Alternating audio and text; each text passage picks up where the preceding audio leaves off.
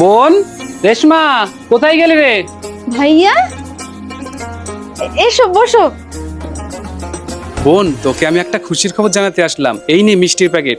আমি একটা নতুন শোরুম উদ্বোধন করছি। বোন, তোকে এই অবস্থায় দেখে আমার খুব কষ্ট হয়। তোর যখন বিয়ে দিয়েছিলাম, জিজুর কাজবাজ ভালো চলতো আর অনেক টাকা ইনকাম করতো, আর তোকে খুশিও রাখতো। আর এখন দেখ, তোকেই কুড়ে ঘরে থাকতে হচ্ছে। আমার কথা শোন, জিজুকে তুই তালাক দিয়ে দে। এখন আমাদের কোনো কিছুরই অভাব নেই। কেন তুই এত কষ্টে জীবন কাটাবি? চল আমার সাথে। ভাইয়া, তুমি এসব কি বলছো? আমি কখনো ওকে ছাড়তে পারবো না। ওর যখন কাজ ভালো চলতো, ও আমাকে বারবার একটা কথা বলতো। Happy anniversary. ওয়াও, কি সুন্দর হয়েছে। এত টাকা খরচ করার কি দরকার ছিল? তোমার জন্য খরচ করবো না তো কার জন্য করব? তবুও এত খরচ করা ঠিক হয়নি। শোনো, এখন আমি যা কিনে দিতে পারছি তাই পড়ো। যদি কখনো আমার সময় খারাপ যায় তাহলে আমার পাশে থেকো।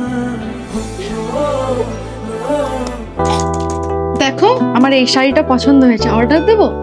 দাও। কিন্তু আমার তো এই তিনটে শাড়ি ভালো লাগছে, বুঝতে পারছি না কোনটা নেব। তুমি একটু দেখে বলো না। তুমি তিনটেই অর্ডার করো। শোনো, এখন আমার সময় ভালো চলছে, তাই আমি যা কিনে দিচ্ছি তাই পড়ো।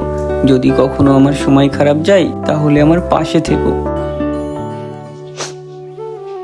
যখন ওর ব্যবসা ভালো চলতো, ও আমার কোনো জিনিসের কমতি রাখেনি। একটা বললে চারটে এনে দিত, কখনো কিপটেমি করেনি। এই কারণে ভাইয়া, আমি ওকে কখনো ছেড়ে যাব না। যদি আমাকে আমার স্বামীর সাথে কাঁটার উপর দিয়েও চলতে হয়, তবুও আমি তার হাত ছাড়বো না। স্বামীর খারাপ সময়েও যে স্ত্রী স্বামীর পাশে থাকে সেই তো আসল স্ত্রী।